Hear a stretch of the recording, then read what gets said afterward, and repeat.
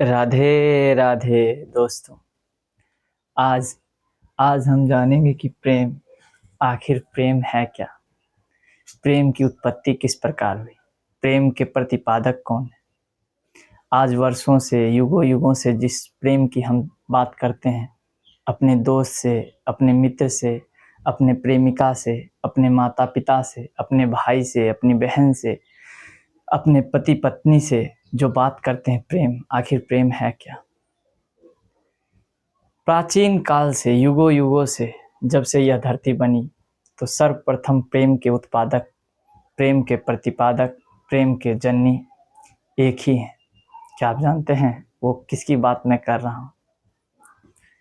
वही चक्रधारी, वही जिससे पूरा युग प्रेम सीखता है, वही जिन्होंने प्रेम की शुरुआत की, जिन्होंने बताया कि प्रेम आखिर है क्या। आप समझ गए होंगे किसकी मैं चर्चा करने जा रहा हूँ। वो हैं कृष्ण। कौन है? कृष्ण। उनके जब जन्म हुआ और जब मृत्यु हुई, इनके बीच जो क्रिया उन्होंने किया उसे हम प्रेम कहते हैं।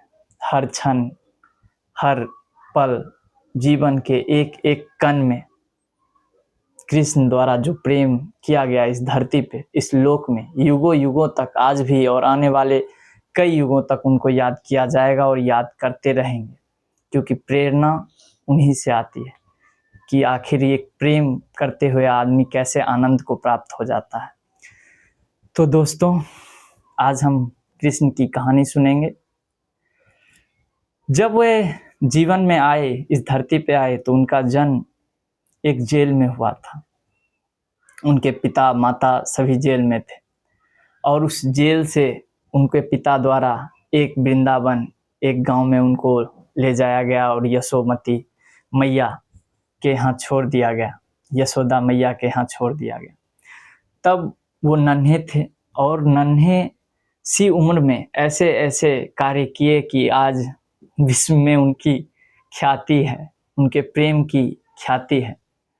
वो बचपन में जब एक राक्षसी उन पे हमला करता है, तो पहले तो उनको उन्होंने वहीं पे ध्वस्त कर दिया।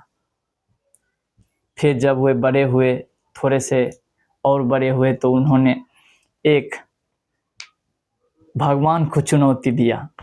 वो भगवान कोई छोटे आदमी नहीं थे, वो इंद्र थे। उनको चुनौती दिया। उनको चुनौती इस प्रकार दी कि वो इतने क्रोधित हुए कि उन्होंने पूरे जगत को बारिश से भिगा दिया, पानी बहा दिया, वृंदावन डूब गई। और वहाँ फिर कान्हा उठते हैं और उन्होंने पहाड़ को अपने उंगलियों पर उठा लेते हैं। तो लीलाओं में जो प्रेम है वो सिर्फ कृष्ण कर सकते हैं। जब फिर आगे बढ़ते हैं उनकी जीवन में, तो एक आता है शेष नाग और नाग, जो उनके द्वारा नृत्य किया जाता है उनके मस्तिष्क पे। यमुना नदी में उनके मस्तिष्क पे जो नृत्य किया जाता है, वाह वाह वाह, क्या जीवन है। तो एक नन्हा सा बालक उस नृत्य द्वारा यह दिखाता है कि प्रेम द्वारा कैसे एक शेष नाग को जीता जा सकता है, इतने बड़े सर्प को जीता जा सकता है। किसके माध्यम से? प्रेम के माध्यम से। तब वे जब थोड़े से युवक हुए, तो अरे भैया, हे भगवान, जब वह युवक हुए और उनकी जो प्रेमिका राधा संग जो लीला रचाए, वो आज सभी प्रेमियों के वो केंद्र बिंदु हैं। मेरे जितने भी जवान युवा होते हैं, उन सब के प्रेम के जो लालसा उत्पन्न होती है, वो कृष्ण के माध्यम से होती है। उन्होंने गोपियों संग जो रास रचाया, आहा, आज जीवन में सब तरस गए हैं कि काश कृष्ण युग में हम हुआ करते, काश कृष्ण वो आज भी उपस्थित होते, तो जीवन कितनी आनंदमय होती ना। इस जीवन में जो हम लोभ मोह माया सब में जकड़े हुए हैं, इस जीवन में प्रेम का अभाव है, बाकी सब कुछ है, बस प्रेम नहीं है। वो धरती यही है जहाँ वो नृत्य किए, ये जगत वही है जहाँ वो युद्ध किए। आखिर प्रेम कहाँ चला गया भैया? प्रेम कहाँ चला गया? प्रेम जिससे जीवन एक सुखमय बनता है, जिसमें जीवन में शांति आती है, जिसमें आनंद आता है, वही प्रेम है। उनके जीवन की कथा से जो प्रेम उत्पन्न हुई, और आज भी हम लोग अपनी प्रेमिका से जो प्रेम करते हैं, जो उनमें डूब जाते हैं, भूल जाते हैं। जब हम किसी प्रेमिका से प्रेम करते हैं तो भूल जाते हैं कि मैं भी कुछ हूँ। वो जो अहम होता है ना, वो उसमें जब मिट जाता है तो उसी को प्रेम कहते हैं। उन्होंने वही सिखाया। जब वो राधा में डूब गए और खुद को भूल गए तो वही प्रेम कहते हैं। वो कहते हैं कि मुझसे पहले मेरी प्रेमिका का नाम लो, राधा कृष्ण कहो, ना कि तुम कृष्ण राधा को, क्योंकि जीवन प्रेम है, प्रेम से ही जीवन है। तो उन्होंने प्रेम को इस प्रकार परिभाषित किया। आज पिता एक पुत्र से प्रेम करता है, उसके लिए बाहर रहता है, बाहर में काम करता है, उसके लिए सारा जीवन बाहर कमा के अपने पुत्र को पालता है, पढ़ाता है, लिखाता है, उसके लिए भोजन की व्यवस्था करता है, वह भी एक प्रेम है। माता 2 रोटी कम खाकर अपने पुत्र को खिलाती है, अपने बेटी को खिलाती है, और वह सोचती है कि जो मेरा पुत्र और पुत्री, जो बेटी खाना खा ली है ना, उसी में उसका भी पेट भर गया। वो प्रेम है। एक भाई अपनी बहन की रक्षा करता है, उसको अच्छे दिशा ले जाता है। एक बड़ी बहन अपने छोटे भाई से प्रेम करती है, उसे अच्छी अच्छी बातों सिखाती है, अच्छा जीवन में कैसे आगे बढ़ा जाओ वो सिखाती है, वो सहायता करती है, हर चीज़ बताती है। और एक सैनिक अपने देश के लिए अपनी जान की कुर्बानी दे देता है, वह प्रेम है अपने देश के प्रति, अपने राष्ट्र के प्रति। और एक सामाजिक कार्यकर्ता जो अपने समाज में देख रहा बुराई, जो अपने समाज को कैसे आगे ले जाए, और उस समाज के प्रति जो प्रेम जागृत उसके अंदर होता है, उस समाज के लिए अपने जान को दे देता है, उसे कहते हैं प्रेम। हमारे गांधी जी हुए, उस गांधी जी द्वारा जो हमारे आज़ादी में, और उन्होंने जितना भी आंदोलन छेड़ा और जो भी कार्य किए, उस समाज के लिए क्यों कार्य किए? उनको उस समाज से लगाव हुआ, उस समाज के प्रति जीना ही प्रेम था, और वह प्रेम करके आनंद को प्राप्त हो रहे थे। हम सोचते हैं आखिर प्रेम, प्रेम है क्या? प्रेम ही आनंद है। जो कृष्ण के जीवन से हम सीखते हैं कि किस प्रकार उन्होंने हर पल इस धरती पे रह के हर क्षण उन्होंने प्रेम किया। उनकी कहानी को आगे बढ़ाते हैं। तो वो जब बड़े हुए तो उनकी राधा संग रास लीला तो कौन नहीं जानता, कौन नहीं जानता कि युवतियों को कहाँ छेड़ते थे, नदियों किनारे पे छेड़ते थे। सब प्रेम था, रास करते थे, उनके साथ नृत्य करते थे। तो आम आदमी आज सिर्फ जीवन में तरस रहा है, जीवन में शांति खोज रहा है, प्रेम खोज रहा है, उसे मिल नहीं रहा। कृष्ण, राधे कृष्ण लिखाता है आगे गाड़ी पे, लेकिन उस राधे कृष्ण का मतलब नहीं है कि क्या होता है। चलिए इनकी कहानी को, हम कृष्ण के कहानी को आगे बढ़ाते हैं। तो उनको जब उन्होंने, उनके एक मामा थे, नाम था कंस, मथुरा पे राज करते थे। और मथुरा पे राज करते थे, उनको भगवान द्वारा दिया गया था कि आसमान बात चली थी कि जो उनको जो है ना, उनके भांजा द्वारा ही मारा जाएगा, उनका मृत्यु निश्चित था। इसी कारण वह कृष्ण को खोज रहे थे कि कहाँ मारा जाए, कहाँ खोज खोज के राक्षस और अन्य गणों को भेजते थे कि उसको जाओ मारो। लेकिन वह तो खुद एक परमात्मा थे, और परमात्मा को मारना संभव ही नहीं, असंभव था। तो वो एक दिन जब पानी हद से गुजर गया तो वो निकले, और वही मथुरा जाके उन्होंने उस कंस का नाश कर दिया, उस कंस का नाश कर दिया। और कंस की जो विवाह थी, विवाह हुआ था, वो मगध के राजा जरासंध की पुत्री के साथ हुआ था। और जरासंध और कंस दोनों परम मित्र थे। इसी कारण से जब कृष्ण मथुरा पे जब राजा बने, जब वहाँ रहे, तो उन्होंने बार बार मथुरा पे आक्रमण किया, बार बार, लगभग इसी कारण से उन्होंने उस स्थान को बार बार आक्रमण किया। इसीलिए उन्होंने एक नया क्षेत्र चुना जो जीवन को आगे ले जा सके। तो उसके पश्चात उन्होंने देखते हैं कि किस प्रकार हम लोग आता है, उनकी जो बुआ रहती है, उनके बुआ पांडवों के पुत्रों के साथ, कौरवों के साथ जो संघर्ष शुरू होता है, उसमें पांडव के पक्ष में धर्म था और कृष्ण हमेशा धर्म के पक्ष में रहा करते थे।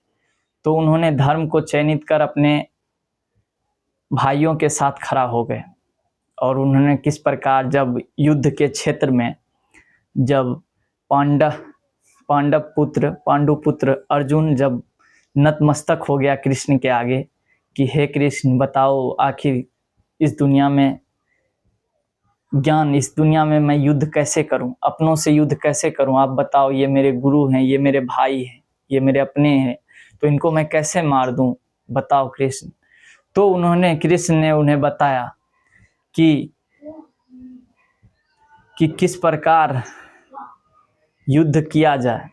तो उन्होंने ज्ञान दिया था कि परमात्मा और आत्मा किस प्रकार एक इंसान को आनंद की ओर ले जाता है। तो उन्होंने उस परमात्मा को पाने के लिए 2 रास्ते बताए थे, जिनमें कर्म योग और ज्ञान योग 2 माध्यम बताया था। और बताया था कि हे अर्जुन, अगर तुमने इस 2 पक्ष ज्ञान और कर्म को अगर अपने साथ समेट लेते हो तो तुम अपने परमात्मा को प्राप्त कर सकते हो, तुम मुझे प्राप्त कर सकते हो। तो उन्होंने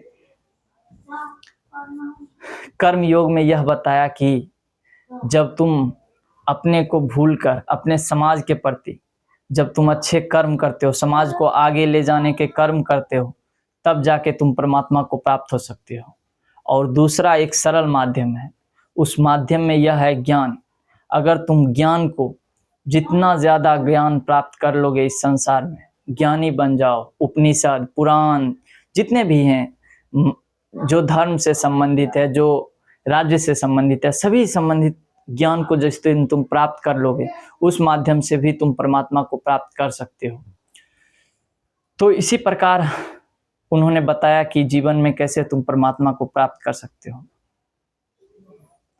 तो आज की कथा यहीं तक रहेगी, लेकिन दोस्तों मैं आपको बताना चाहता हूं कि किस प्रकार, जिस प्रकार आपने पढ़ा कि परमात्मा को कैसे प्राप्त कर सकते हो। परमात्मा को 2 माध्यम से प्राप्त कर सकते हो, एक ज्ञान योग और दूसरा कर्म योग। तो हम दोनों की चर्चा करेंगे। इस चर्चा के विषय में हमारे जो YouTube चैनल है प्रहलाद कुमार, उस पे हम अपने बिहार, जो बिहारवासी बिहार है,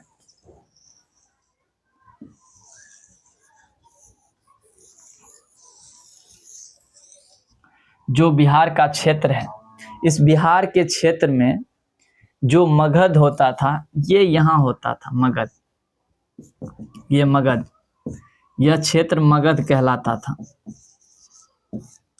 और उसी कालीन में यहाँ अंगराज, जो आज का मुंगेर अंगराज कहलाता था। जैसा कि आपने कर्ण के विषय में पढ़ा होगा कि अंगराज कर्ण अंग देश पे राज करते थे। कौरवों द्वारा जो कर्ण को दिया गया था राज अंगराज पे कर्ण शासन करते थे, और मगध पे शासन करता था वही मगध राज जरासंध।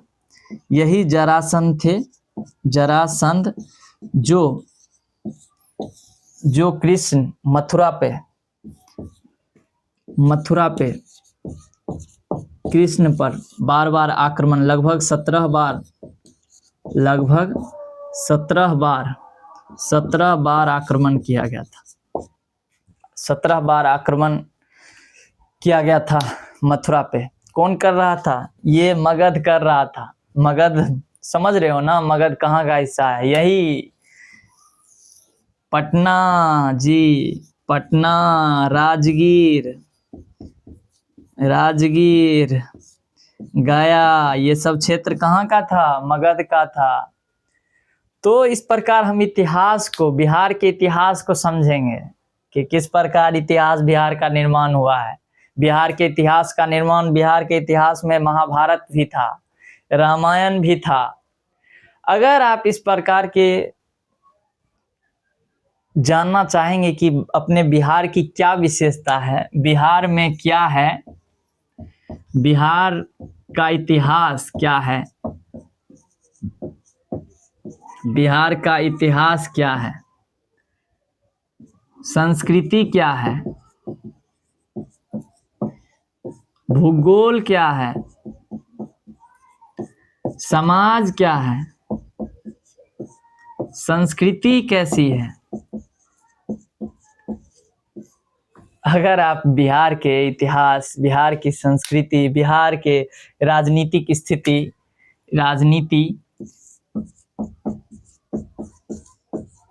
राजनीति को अगर आप जानने की इच्छुक हो, साथ में हम अपने जो क्या कहते हैं हमारे आएंगे धर्म को भी जानना। धर्म में तो आप जानते ही हैं कि बिहार किस प्रकार धर्म का केंद्र रहा है, विश्व में कैसे हमारे बुद्ध शांति के प्रतीक बने और किस प्रकार महावीर अहिंसा के प्रतीक बने। तो बिहार की विशेषताओं के बारे में हम पढ़ेंगे, बहुत ही गहराई से अध्ययन करेंगे। तो मैंने जो कर्मयोग और ज्ञान योग की शिक्षा दी थी, आप किसी भी उम्र के हो, मेरा कहने का एक ही तात्पर्य यहाँ से था कि आप किसी भी उम्र के हो, चाहे आप 32 हो, 35 हो, 40 हो, 45 हो, 50 हो, किसी भी उम्र को हो, ज्ञान कभी अंत नहीं होता, ज्ञान का कोई अंत नहीं है। अगर आप जीवन में अच्छा शांति चाहते हैं, जीवन में प्रेम चाहते हैं, आनंद चाहते हैं और जीवन के किसी भी पक्ष को अगर आप जानना चाहते हैं तो उसका एक ही माध्यम है, वो है ज्ञान। आज बिहार की आर्थिक स्थिति अच्छा नहीं है, इसी वजह से लोग कम उम्र में कमाने चले जाते हैं। और जो भाई नहीं पढ़े लिखे हैं तो उनको भी पढ़ सकते हैं, वो भी पढ़ सकते हैं। ये पढ़ना है नहीं, बस जनरल वैसे कैसे मैंने आपको कृष्ण की कहानी सुनाई और कृष्ण में मैंने मगध को ला दिया, अंग को ला दिया, इसी प्रकार कोई अति नहीं है, मतलब कुछ खास नहीं है पढ़ाई लिखाई। बिहार की विशेषता के बारे में बताने के लिए आपको कुछ ज्यादा एफर्ट, कॉपी किताब बैठा के बार बार एक एक चीज पढ़ा रहे हैं टीचर जैसे, वैसे नहीं करूंगा मैं इसको आपको व्यवहारिक रूप दूंगा कि किस प्रकार मैं आपसे जुड़ सकूं, समझ सकूं। और इसी समझने के लिए आप हमारे YouTube चैनल है, उस चैनल पे, क्योंकि फेसबुक पे जो है ना, जो डेली के मुद्दे हैं वो डालने के लिए उचित रहता है और पढ़ाई लिखाई के क्षेत्र को थोड़ा सा अलग महत्व दें, तो इसके लिए मैं कह रहा हूँ कि YouTube चैनल से आप जुड़िए, ठीक है। और इसके लिए हम जो अन्य माध्यम है, सामाजिक कार्यक्रम जो चलाएंगे, हम जो बात करेंगे उसके लिए YouTube रखेंगे, फेसबुक रखेंगे। लेकिन जो आप व्यवहारिक जो हमारा पढ़ाई लिखा जो अध्ययन का विषय है, थोड़ा YouTube पे चलेंगे, YouTube को लेके जाएंगे। पर डे कम से कम वीक में 3 क्लास करने की कोशिश करेंगे। और हमको बहुत आपके साथ जीवन आगे ले जाना है। जीवन यहाँ तक नहीं है, जब तक जीवन है आपके लिए जिए हैं और जिएंगे। तो आज यहीं तक रखते हैं क्लास को, मिलेंगे आपके साथ नेक्स्ट क्लास में। धन्यवाद, आपने मेरे इस बात को प्यार से सुना। और राधे जिसे मैं बोलता हूँ, राधे राधे, तो कृष्ण ही कहते हैं कि राधा ही सर्वस्व है, प्रेम ही सर्वस्व है। जिससे आप प्रेम करें, उसमें डूबते हैं, वही प्रेम है। तो प्रेम के साथ राधा राधा का नाम लेते हुए हम लोग इस क्लास को समाप्त करूंगा। तो राधे राधे।